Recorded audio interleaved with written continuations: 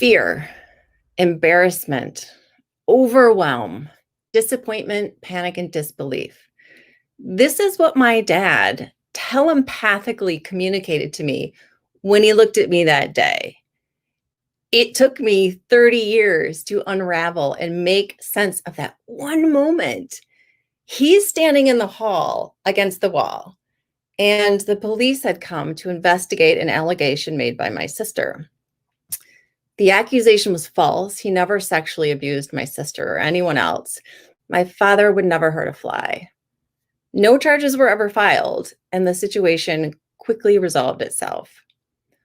But the fear, the embarrassment, the overwhelm, the disappointment, the panic, and the disbelief weren't.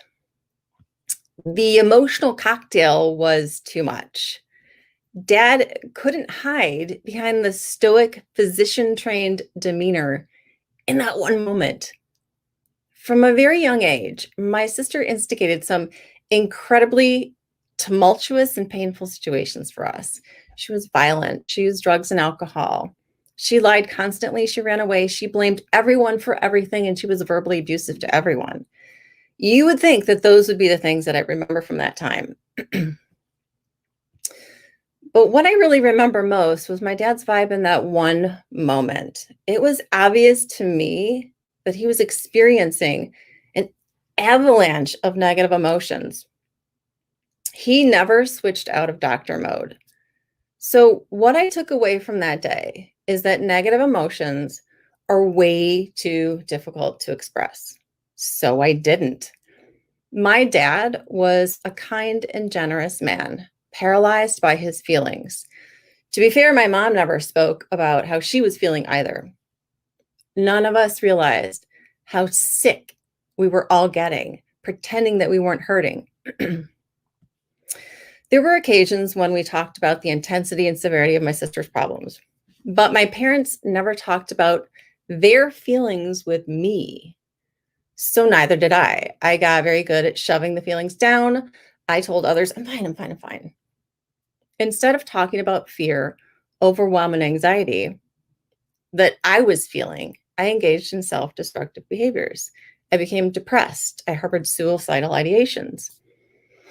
This idea that negative feelings are too difficult to share openly stuck with me for about 30 years. It wasn't until I had children of my own that I realized the only way to ensure their positive mental health was to be open with them about my own ups and downs.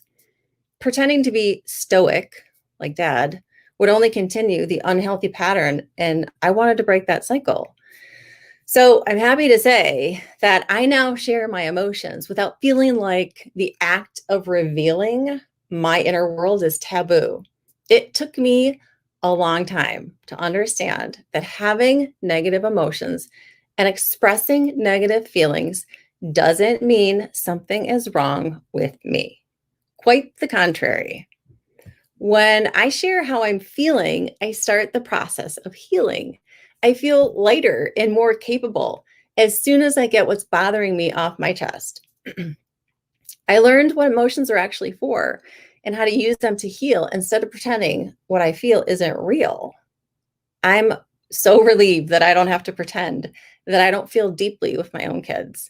It is such a weight off my shoulders to be the real me in all areas of my life, but especially with my family.